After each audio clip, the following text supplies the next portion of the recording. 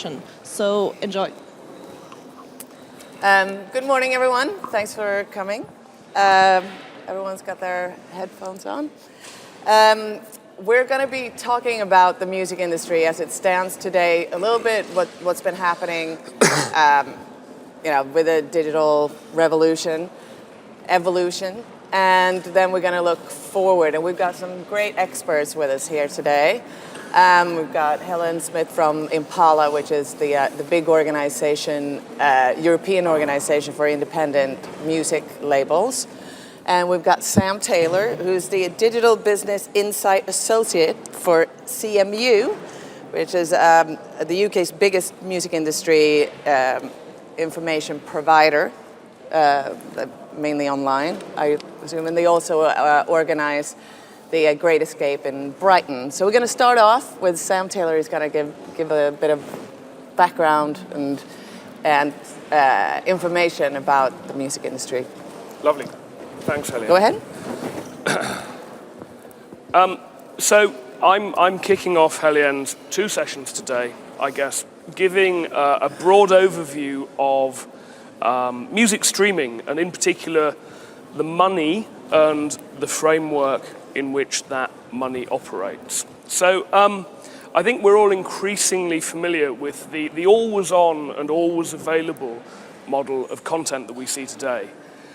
What we're not always so familiar with is what that means to the people who create that content, and what that means to the way that they and their business partners who service that content get paid. Everybody in this room by now, hopefully, is familiar with platforms such as Spotify, YouTube, and Netflix. Companies that deliver the content that we want when we want it. Literally, we've heard the music, we've seen the show, and we've bought the t-shirt. And we've all seen people wearing ridiculous $300 sets of headphones, Beats by Dr. Dre, lifestyle accessories that say, I love music. So let's step back a moment and take a look at how the streaming economy came to be. And then we'll look a little bit more at where we're at now. First of all, the music business is a business built entirely on intellectual property. If you write a song right now, today, you own copyright in that song, you own the copyright in the music, and you own the copyright in the lyrics that are sung to that music. And that's the fundamental business that we are in the music industry. It's about exploiting that intellectual property. And this all started a very long time ago. The basis of copyright is rooted way, way back in history. There's a brilliantly evocative starting point that I like to reference, and that's when a guy called Salomone Rossi, an Italian Jewish violinist, summoned down in 1623 a rabbinical curse on anyone who copied the text of his work, Shir Hareshim. And so time passed, and so we actually come home to the pioneers of music copyright, and in particular music publishing, the Germans.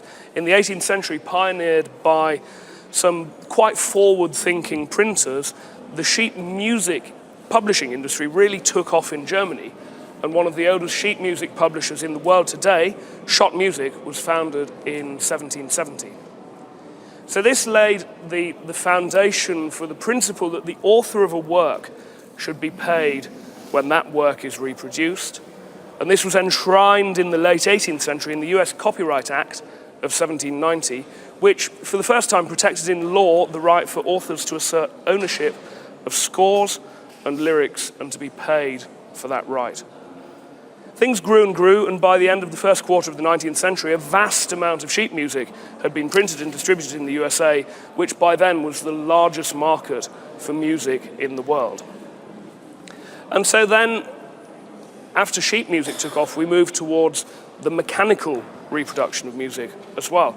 And this was driven bizarrely by the invention of the jacquard weaving loom. That's a weaving loom that was used to create very intricate silk patterns. It was a system of hooks and levers and punched cards which would tell the machine which hooks and levers it needed to pull.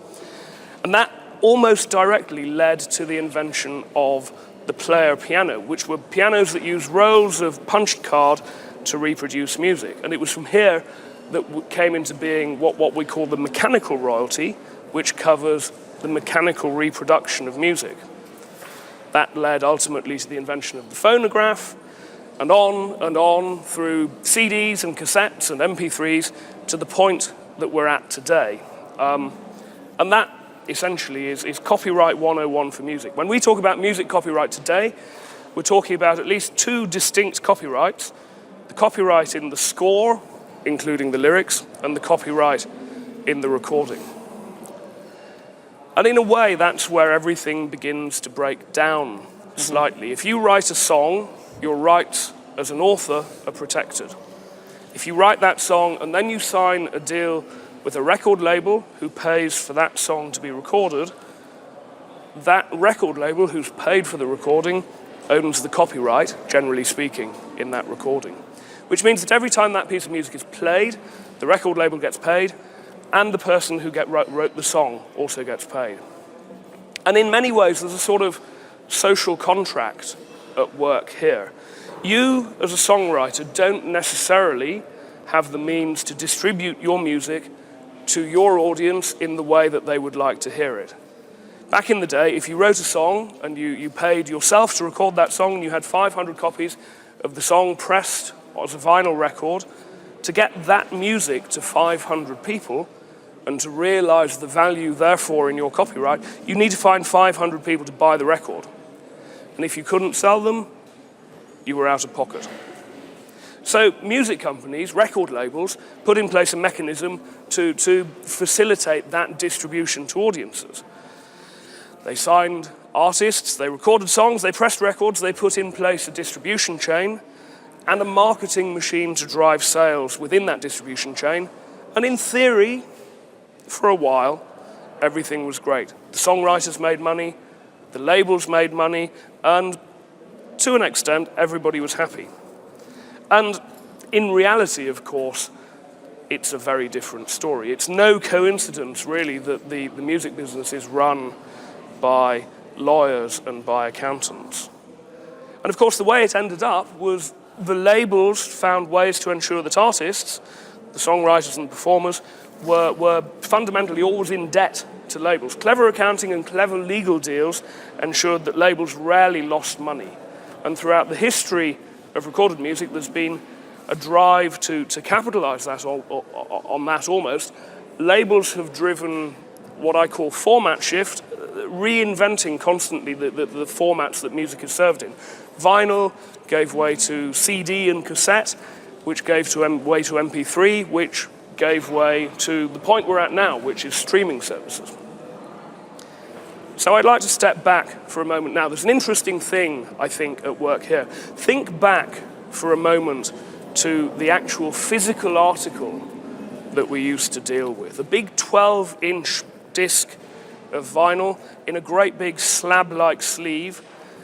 The smell of the print, the feel of the card in your hand, the huge expanse of the surface of that sleeve. It was something you could run your hand over and really feel connected to that piece of music. Vinyl was a hugely monumental sort of format. If you went to a record shop and you bought an album on vinyl, there was no hiding that. You walked out of that shop with a great big bag containing a full square foot of card enclosing a fairly weighty piece of plastic. And that was your music. That was something that you carried, something you touched, something you could smell almost, something that you carefully unwrapped, that you felt with every part of you as you gently slid the record from the cardboard sleeve and took the flimsy paper slipcase off the vinyl and carefully put it onto the platen of your record player, nudging the stylus into place. And I think there's a very interesting philosophical shift here. As time went by, people wanted more access to more music in more places more of the time. And innovators, as innovators always do, found a way to solve that problem. And some of those solutions, like the in-car record player, weren't really so great. But others, like the cassette tape and the compact disc, were wildly, wildly successful. And suddenly, all of that music that you'd bought on vinyl, you needed to buy again, almost to keep up with technology and to feel that you were getting a more quality experience from your music. To be able to hold your head high. You're still listening to records? People would sneer. I have a compact disc player. I have a Walkman. And so in many ways, I actually think that the rot was set in place in 1979 with the commercialization of the first CD players. What had once been this big, physical, monumental experience of buying and consuming with all your senses turned into a tiny little box, less than a quarter of the size of a 12-inch record, a fragile, plastic, easily broken little box with squashed down artwork and a nasty little disc that we were told would stand up to anything, but in fact it would scratch and skip and glitch the minute you dropped it on the floor or spilt something on it. And so suddenly the process of buying, paying for and consuming music was somehow reduced. And with that reduction, there came a reduction in the perceived value that we attached to recorded music. And so how does this relate to streaming? I think one of the points that I see is music has now become cheap. Music through streaming services is just another commodity to be accounted for. And this is the fundamental problem with where we're at now. Music is more available than ever and more available at less cost to the consumer than ever before. So brace yourselves. I know it's early in the morning, but we're going to do the numbers bit now. As of today, I can take out a Spotify subscription for £10 if I'm in the UK, $10 if I'm in the US, €10 if I'm in Europe. And I can listen all day, every day, to music for no additional cost. If I listen to a 4-minute song, that means I can listen to 15 songs per hour of every day of every week. And for the £120 or dollars or euros that I'm spending each year, I could listen to perhaps 125,000 songs a year. Maybe a little more, maybe a little less, depending on the length of the tracks that I'm choosing. And that's all for the price of 8 compact disc albums that cost £15 each. If each of those CDs had 15 tracks on them, then for my £120 for 8 compact discs at £15 each, I was buying 120 tracks. £120, 120 tracks, each of them £1 or €1 or $1. And if my unlimited streaming service lets me listen to 125,000 tracks a year, and sure, very few people are going to hit this threshold. Nobody is going to let their music run day in, day out, all the time. But then when it's so cheap, when it doesn't cost you anything more, do you stop your music when you get up from your desk? Because you can always skip to the next song. There's no cost implication to you here. But so if my unlimited streaming service lets me listen to 125,000 tracks a year, that allows for a payout to rights holders for the mechanical copyright and the publishing copyright of £0.00096 per stream. And that is a completely unrealistic scenario because nobody's going to let it run on and on like that. But if I listen for an average of 80 hours a month, which is 2 to 3 hours a day, an hour on my way to work, an hour at work, an hour at the gym, something like that, then suddenly that shoots to .00833 per stream. So that's coming close to a tenth of a penny. And that 1/10 of a penny needs to be split between Spotify or Deezer or Audio or whoever is running the streaming service, the labels who hold the recording copyright, and the songwriters. So once you're beginning to split this tiny fraction of a penny 3 ways, it doesn't really amount to much per person. Spotify, in fact, are quite open about what they pay out. They say that they pay an average per stream of between $0.006, they're saying, and $0.0084 to rights holders, so split between publishing and mechanicals. So that's not a lot of money to go around. Putting aside for a second, the completely mind-boggling change in the scale of consumption that's possible with this model. Let's just take another step back and look at some of the key players involved. Spotify is the biggest music streaming service in the world today. I think they've taken $538 million of funding. Deezer has taken $150 million. Rdio has taken $17.5 million. YouTube, which is also a significant player in the streaming market, was sold to Google for $1 billion. Pandora took $60 million and floated on the US stock exchange, and they're currently worth $5 billion. And beyond that, there are another 100 or so streaming platforms out there across the world, some of them larger, some of them smaller. So where has that money all gone?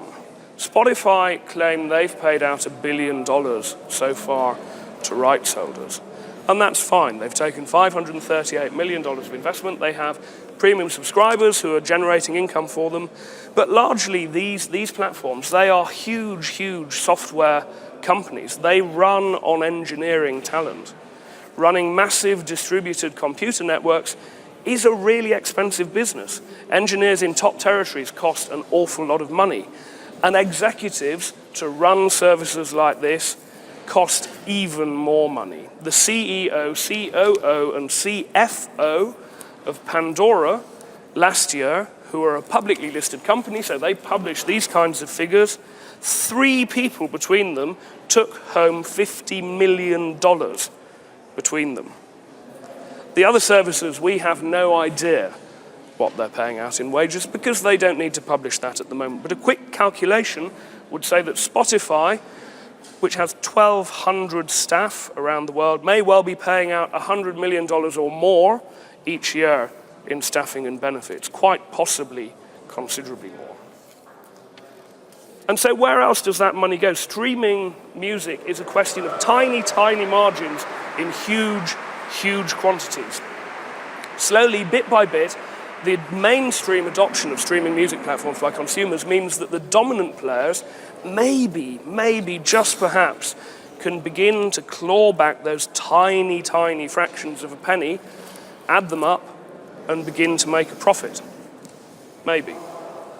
The key thing to running a successful streaming platform, of course, is that if you want mass market adoption, you need to have all of the music. You can't have some of the music, because when people come and use their platform, if 1 in 3 of the songs they want to listen to isn't available, they're going to go away. So you can't have just some of the music. If you want to have all of the music, really, you have to do deals with the major labels. If you have the major labels, everybody else has to come on board.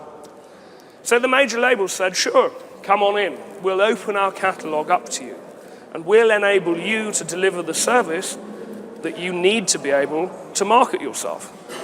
And all we'll ask in return is that you give us a great big upfront payment to access our catalog, and also give us a stake in your service as well. Give us some equity. And this is the reality of things right now. Streaming services have paid over massive, massive multi-million-dollar advances, as they term them, to labels, and they've given up significant equity in their services. And little or none of these advances found their way to artists. They weren't necessarily advances, they were more an upfront fee for access to that catalogue. And you can pretty much bet as well that none of that equity will find its way to artists either. And of course, as stakeholders in the streaming services, those same labels who've taken huge advances and equity shares have also negotiated preferential rates on the streams of their content, which means that that theoretical 1/10 of a penny that we talked about earlier gets split more in favor of the labels and less in favor of the talent, the songwriters. And so now Spotify competes against Beats, competes against Rdio, competes against Deezer, against Pandora, and against YouTube. And make no mistake, YouTube is a huge, huge player in music streaming. If you compare the play count for popular tracks on YouTube with their play counts on Spotify, you quickly realize how big a player YouTube is. And of course, it's rumored that Google's Google Play Music service was actually just a stalking horse to launch the soon-to-be-announced, they say, YouTube streaming service, which could change this whole market completely from what we're talking about today. And here's the thing, all of these platforms compete against each other, and it means only one thing. Music is more commoditized than ever, and distinguishing yourself as a streaming platform from other streaming platforms becomes about whoever has something, anything new to announce. And in my opinion, one of the most cynical moves that there's been in the music streaming market recently is the acquisition by Spotify of a brilliant music data platform called the Echo Nest. The Echo Nest took 3 rounds of investment, raising just over $27 million from a range of very heavy-hitting investors, including a company called Matrix Partners, a very forward-thinking firm whose other successful investments include Quora, which now is the leading questions and answers destination on the internet, Zendesk, which is a ticketing and bug reporting platform, again, one of its leaders, Meteor, a code framework based on JavaScript, which is arguably the programming language that powers the future of the internet, and HubSpot, one of the leading B2B marketing tools out there. And Matrix Partners also invested in Oculus, a company which has just been bought by Facebook for $1.2 billion. So what, you might ask? What does this have to do with streaming? Anything at all? It does, it does. The Echo Nest powered the back end of numerous music discovery services integrated into streaming products. Streaming only survives if people are constantly pointed towards new music. Otherwise, sooner or later, they stop seeing the value in having all of the music all of the time and settle back to having their own little library of favorites. So Spotify bought the Echo Nest, and that deal was rumored to be worth $100 million. Which to me and to many other people in the industry seemed surprisingly low. And even lower when you consider that for the $27 million of cash that investors had put in, they actually only got back $10 million in cash. The other $90 million of that deal was Spotify stock. So Matrix Partners and the other investors in the Echo Nest took a trade-off. Rather than getting their cash back now, they saw huge, huge upside to the $90 million of Spotify stock that they were offered. And what's that upside? The upside is when Spotify executes an IPO and becomes a publicly traded company, which people are speculating is mere months away. So as it stands today, Spotify has paid out $1 billion in revenue to rights holders, and they tell us that they pay out 70 cents in every dollar of revenue that goes through Spotify. Not 70 cents in every dollar of profit, 70 cents in every dollar of revenue. So what's the downside to artists in the music industry at large here? When Spotify becomes a publicly traded company, it's almost certain that at some point the investors will turn around and say, hold on a moment. We're paying out 70 cents in every single dollar of revenue that we generate. We're paying that out to rights holders. So we only have 30 cents in every dollar to staff our company, to pay for our offices, to pay that huge pool of engineering talent, to buy our flights, to put on our parties, to market our service, and to make a profit. What gives? And that's the point that Spotify turns around to rights holders, as Pandora did when they became a listed company, and they say, we want to renegotiate the terms of the deal that we agreed with you. Are the labels who are massively invested in Spotify's success going to say no? I'll leave you to answer that question. Are the songwriters who have little say in the matter going to be able to argue with Spotify? Almost certainly not.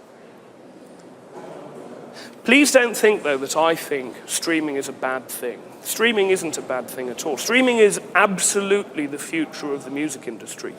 Streaming is fantastic. It's democratic, it's utopian, it's a glorious thing. It gives more people more access to more music, more of the time, and that access can only be a good thing. And streaming really, really isn't going to go away. But the biggest problem we have right now is that the current model, and the model that we pretty much foresee is going to run into the future, is very, very heavily skewed in favor of the biggest and the most powerful players in the market. And the people who provide the lifeblood for the music industry, the songwriters, the lyricists, the true talent of music, are further and further marginalized. And that to me is a huge problem. When creativity and talent is neither rewarded nor cultivated, how can those songwriters sustain creative lives, families, and keep writing songs? I think now we're going to talk about some of these points. Yep. Thank you very much, Sam. That was brilliant.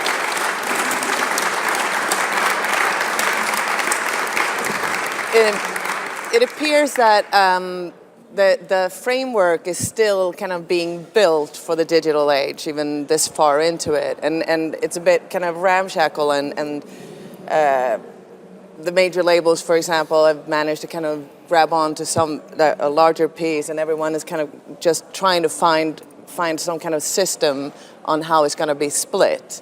And where do the independent labels sit in all this? Do they have any place at the table? Well, to have that place at the table 5 years ago, they created an organisation called Merlin, which is based in London and Amsterdam, and it's run by somebody who had a history in distribution and recorded music in Australia called Charles Caldas.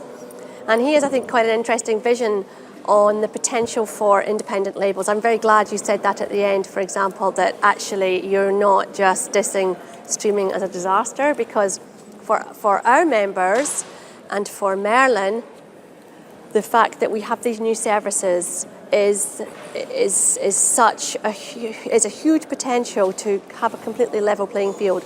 So whereas before getting your record into a record shop, if you were an independent label, was very, very difficult, and if you got it in there, to get them to display it anywhere was quite difficult. And it was an expensive business as well. Exactly. That was, even pressing records and all. Yes, but I mean I think that's not the issue. The biggest issue and the biggest cost is exposure and marketing and access. So this, in theory, is the leveler that independent labels have been looking for. So they also were very, very quick to adopt the digital market. So I don't know who remembers in here when Napster was trying to launch a legal service, Impala and AIM at the time. That was before Merlin existed. We did a licensing deal because we saw this as really the future. But of course, the issue is really how to work with these services, so that we have more artists who have more exposure, but also to make sure that the value that is extracted is fair. And we have seen a lot in the press recently about the Spotify killer that Google's going to launch, and what are the rates that are going to be paid. And there's going to be a very, very, very there's going to be a long story there, I think, before we know the final result. Well, I think this is it, though, isn't it? That we're just years into this whole conversation, and it's a period of flux. There's a land grab from streaming players to get as much of that market as they can, and then it's all going to come, hopefully, to some sort of equilibrium as time goes on. Yeah, because I think obviously one thing with the internet that's happened, instead of there's dominant players in every field, whether it's dominant as everybody knows in Germany too, with Amazon. That is taking retail, taking over all retail. Started out with taking over all book sales and whatever, and with video streaming, YouTube is pretty much the only game in town. I mean, you have Vivo, but they're relying on YouTube, and you've got Vimeo, but they're not even. It's a different product. Yeah, it's a different product. So it's become like everyone wants to be that one. Spotify wants to be that one music streaming service. And for us, of course, we need as much competition as possible amongst the services, and concentration at that level is a concern for us, because we can see through Merlin, though they have a seat at the table. Why is it important for you that there's a lot of competition? Because our members they're producing 80% of all new releases in Europe today, so we should in theory have a huge amount of bargaining power, because it's very important for services to have everything, and we are creating much more than the majors. But when it comes to negotiating power, then typically you will have the three majors who are going to be using distribution data, which of course allows them to extract more in terms of advances and minimum levels of payment. And that means that the whole issue of remuneration is far more complicated now than it ever was before.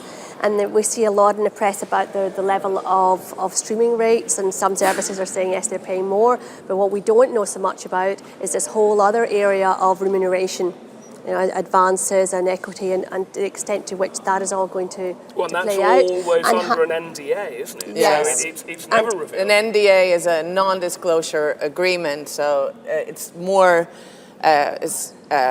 less transparent than it's ever been in the digital space, because it used to be, even though there's always been some sort of secrecy, everyone would pretty much know how much they would get paid per record that was sold, per play on the radio, and these things. But the only, certainly for artists and songwriters, the only way they can figure that out is by looking at their royalty statement, and they just have to trust that is correct. And for us, of course, there's another issue, which is just simply about the impact of concentration. Now, I don't know if you know that Impala has a long history. We have been opposing concentration in the music market because we believe that it increases the gap between the independents and the majors, and it makes it harder for us to break new artists. Yeah, only a year and a half ago there were 4 labels. Yes. 4 major labels, that is. And the impact of that concentration was something on the digital market, was something the Commission, when it had to look at the European Commission, when it had to look at the attempt by Universal to buy EMI, they said, "Oh, hold on a minute, this is going to have a negative impact on the development of the digital market." And that led to remedies, and they made Universal sell off 2/3 of EMI, and they're now going to look at their digital contracts for the next 10 years. But do you think that's in practice? Is that going to be? I think they're going to look at them, but what they're looking for is most favoured nation clauses. So a company like Universal, who has such a huge market share, what is the most favoured nation? Typically puts in a clause where if the service gives a better deal to another music company, then Universal will automatically get the benefit. And the European Commission doesn't like those types of agreement because they want everybody to compete freely. But apart from whether or not those types of clauses are going to have an impact, it's just really a question of the fact that you have basically 3 major companies now that are able to effectively mould the shape of services. And you can see that the result of that is often not to give consumers what they want. Music fans, they totally reject the whole MySpace experience. And Merlin's position is that that's partly due to the fact that they didn't take into account the views or the position of the independents. I was curious, I heard it, I don't know if you'd be able to, or maybe even you would be able to shed light on this, that on a service like Spotify, that catalog with older songs are being paid at a different calculation than current songs. Well, the whole calculation for how with Spotify, it's not just if your music is streamed, you get this amount of money. It's a very complex calculation of how popular your music is against other music, and then they work out your share of the Spotify market and calculate your per stream rate on that. And yeah, I mean, I have also heard, as you highlight, that catalog pays out on a different rate. A lower rate. A lower rate. For what reason, I don't know, but I guess it's because, again... It's what the labels negotiated. The majors are saying we're putting marketing effort into this new current music, so we need more of a return to pay those costs. So again, the difficulty with all of this is there is absolutely no transparency in what is being paid out to whom and for what reasons. And I think that's one of the biggest issues with all of this, that if there was just a little bit of transparency in this, competition would be clearer, it would be better, and everybody would benefit from Is there any chance, do you think, Helen is in Brussels, where a lot of policy is being shaped on these issues. Do you think that there's ever a chance that there will be transparency, or how does it look there? I think in terms of, you have to look at the whole issue of transparency in according to what you're considering. So, in an artist contract where your label is reporting to an artist, then obviously you should have full transparency. I mean that's absolutely essential, and all the revenue that's attributed to a particular artist's music, that needs to be accounted for. When it comes to imposing transparency on the deals between, say, labels or publishers and services, I don't know to what extent the European Commission is able to say from now on everybody who has a contractual relationship is obliged to publish, to make all details available. Well, I think this is the problem, isn't it? That is just a contractual relationship. Yeah. And generally speaking, in business,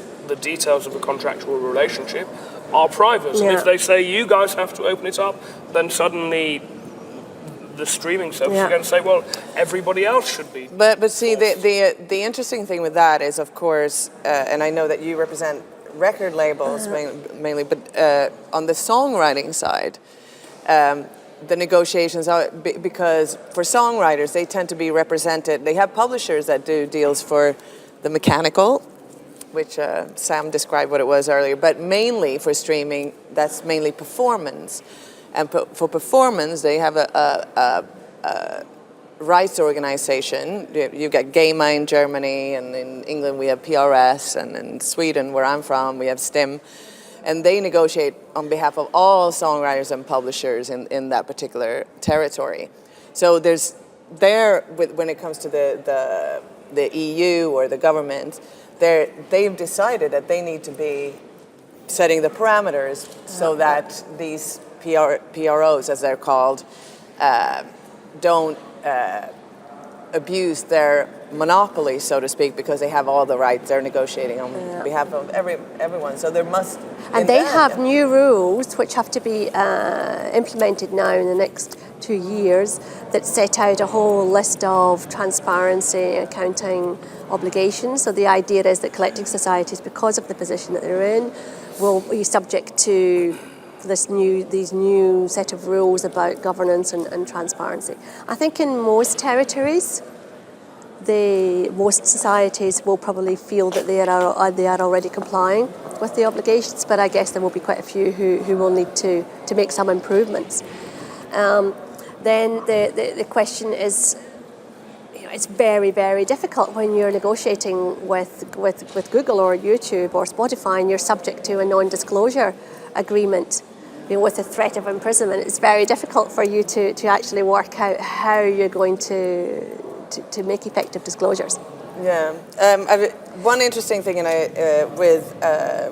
we touched on YouTube, and I know that one of the biggest independent labels, Beggars, it's actually a group of independent labels.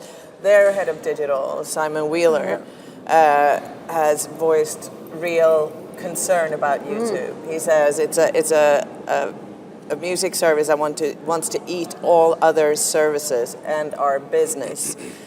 It's the biggest music service in the world, and he said we didn't realize, we got caught out. We didn't realize. We thought it would just be like a little, people show their dogs doing funny and cats doing, funny things, and we didn't see that it would take over as it has.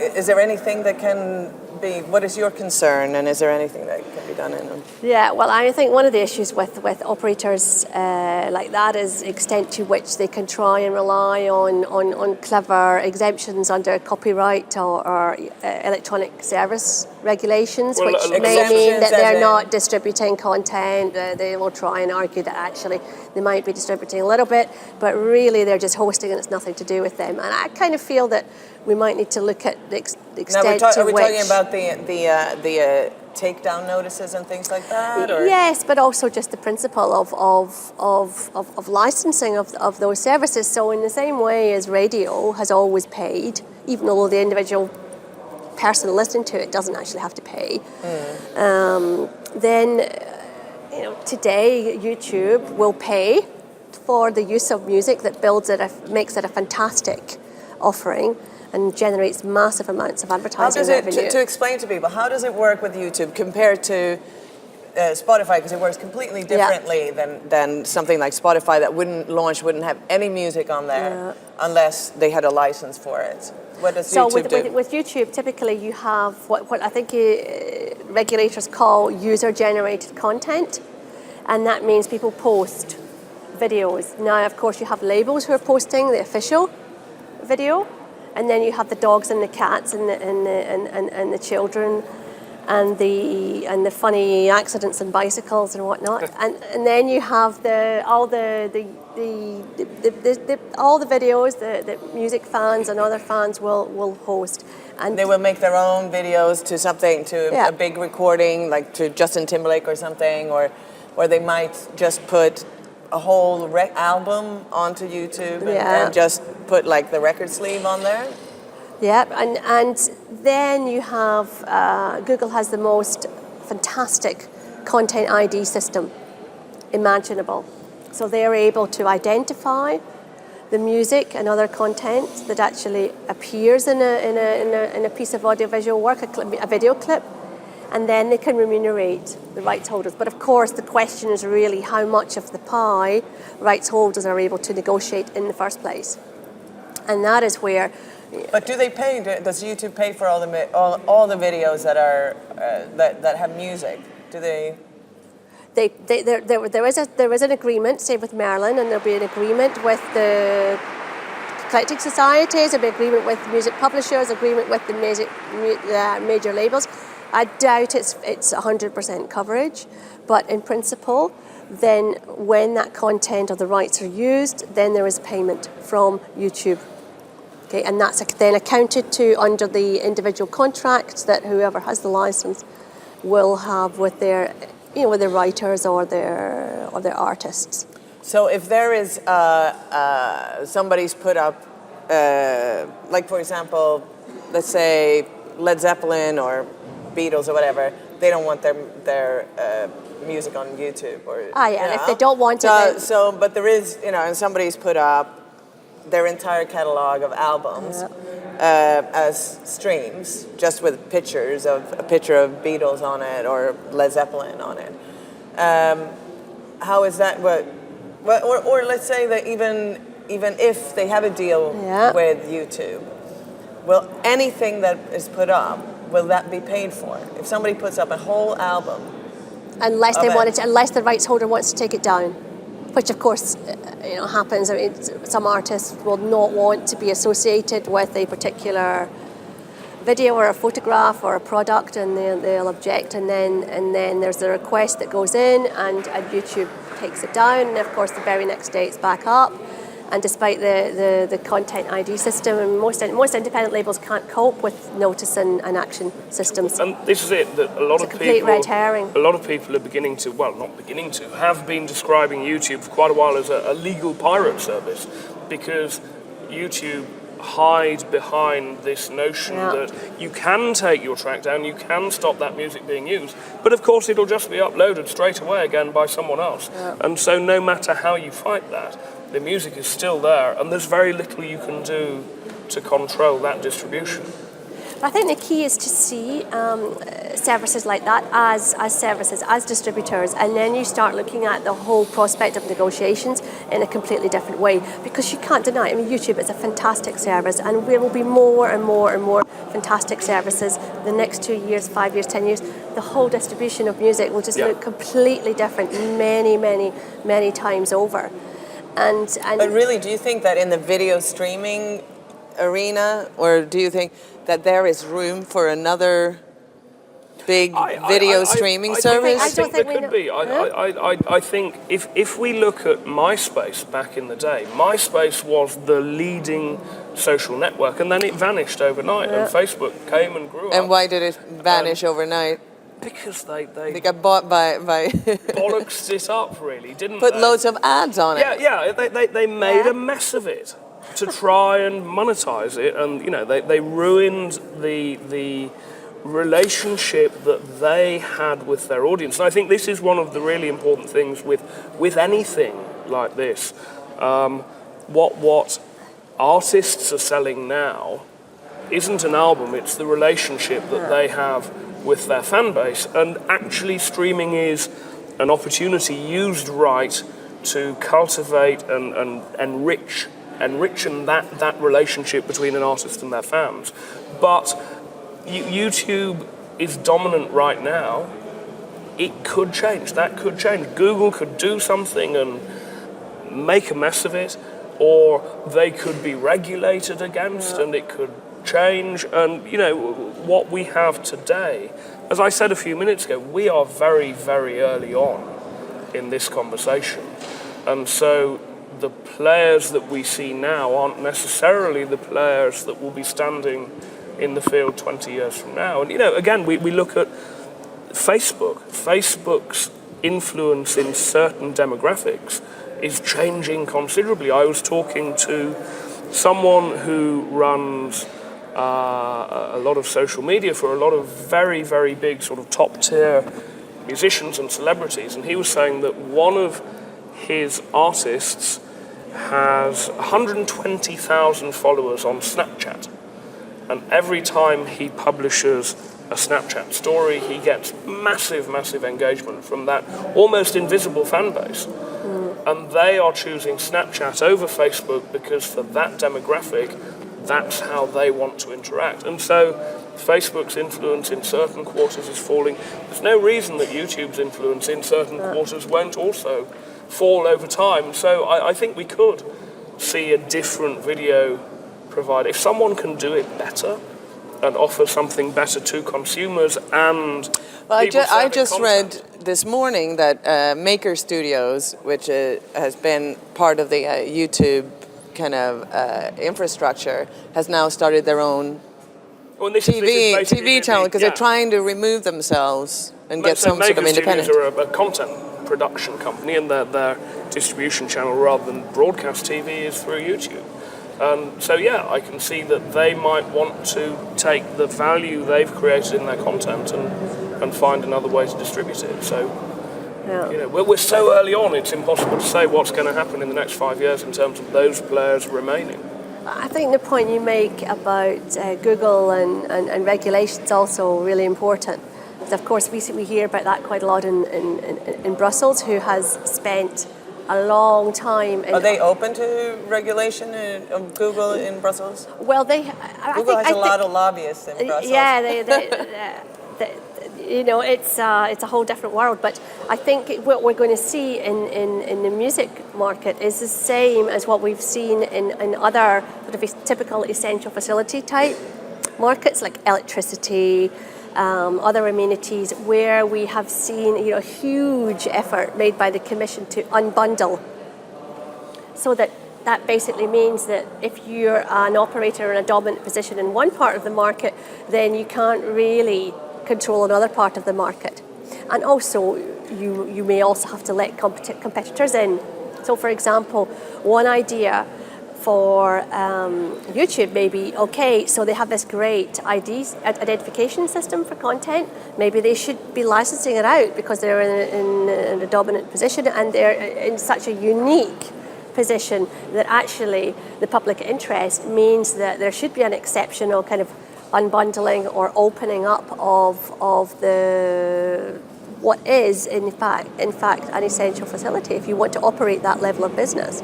And then you also have the whole issue, and the Commission's looking at Google right now in terms of search results. I mean, that is that in the public interest that you have one company that's controlling search results and is also providing, is going to be launching the Spotify killer. it's great because they've got lots of money, but you have to also match that with quite a strong analysis on what is in the public interest, because we have so much concentration already. Yeah. I thought quickly, if there's any, it's difficult to see anybody. I see somebody that wants to ask a question in the audience. Could you also say who you are, maybe? Yeah, can you hear me? Yes. I can't hear myself. Okay. My name is Jim Clardy, and I'm a ICT technologist out of Austin, Texas. Welcome to Berlin. One of the live music capitals of the world. Yep. My question, I had a two-part question about both economic and technology futures. The economic side of it is, in the next few years, we're going to see ongoing sales at approximate run rates of 1 billion units a year of smartphones into developing countries. And so we're talking about doubling or tripling the size of the people that use the internet in the next, say, 5 years.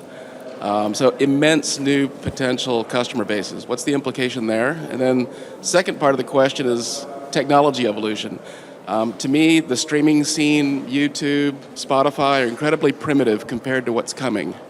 Facebook bought Oculus Rift for a reason.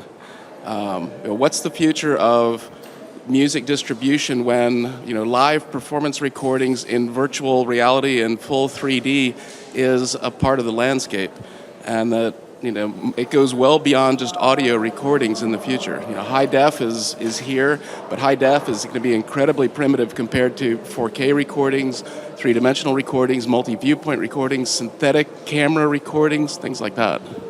I think to answer your second question first, which is about increasing quality, that's definitely beginning to drive things. I mean, we're seeing Neil Young's Pono player. But you kind of wonder with the Neil Young thing, what's the kind of age group of the people that are investing in that? I mean, because at the same time you see people listening to music with of the speaker of their mobile phone. Absolutely, but I think it's about having different product offerings for different parts of the audience. In Sweden, streaming is the dominant way that people access music. And there's a Scandinavian service called WIMP, which offers high-quality music streaming, and they're beginning to make inroads into that. I guess the issue with, the 3D sound, things like that is going to be something that happens. If nothing else, because it comes back to the same point I made earlier, that we replaced vinyl with CD because that allowed the labels to sell their music to people again. And so there's no reason that you couldn't have an immersive live audio experience from a 5.1 surround sound system or better. But of course that's something where you have to either record it in that format to begin with, which is more expensive, or you have to go back and somehow synthetically create that 3D soundscape to create that kind of track. So there's an expense there, I think, for some artists, some labels, jazz labels, classical labels particularly, that is a huge market. I think more and more the TV is becoming sort of the central entertainment device, not just the central watching TV device in homes, but the central entertainment device. As people hook up better sound systems to their TV, suddenly if you're listening to basically 2D audio, but then you're playing this amazing 3D surround sound immersive Xbox game or Oculus Rift experience, suddenly your music sounds shit, and you start thinking, well, the experience I'm getting here isn't so great. So I think there's going to be a necessity to drive that higher quality audio experience, definitely. Regarding the impact of mobile, again, that's something that's coming. I think there are all sorts of issues there because there are territories that mobile is going into where really the mechanism for paying out to rights holders is almost non-existent. So I think there are challenges there. I'm not sure. I think ultimately it benefits people, but again, it's something that's in a state of flux. Helen, would you like to make a final comment on that? Yeah, I agree. We're just so far from. We'll always be so far from trying to understand how we're going to consume music in the future. It's just fantastic to see developments at this particular time. And as regards to the developing countries and being able to extract value from services, I mean, that of course you could have a whole separate panel. Yeah, I mean that's going to be really interesting. A friend of mine. But I mean, in some ways, there's potential because you're going in markets that don't know anything else. The level of mobile take-up has been much faster in territories where they haven't had any broadband, for example. Yeah. Well, and no cable. In India, there's a massive market in feature phones rather than smartphones, and there are music services designed to work with feature phones, which what we all had prior to the iPhone. And that is. And there are other smartphones available. There are other smartphones available. I use Android, in fact. But there's a whole market for sending music to feature phones and things like that. Just picking up, I think the point that you make about everything being very primitive is very interesting. A friend of mine, a guy called Jeremy Silver, wrote a book called Digital Medieval. And that is very much his thesis. I'm sure he'll thank me later for plugging his book for him. But, his argument is we are only 20 years into this whole thing. I made the point earlier, we've been publishing music we've been publishing music in one form or another for about 3,000 years. The Sumerians had a system of musical notation on clay tablets, but music publishing has been around for 500 years. So when you take 500 years and compare it to the 20 years that we're into this conversation now, it sort of pales into insignificance. And I think that is a good note to finish off on. I want to thank my panelists, Sam Taylor, Helen Smith, and thank you for listening.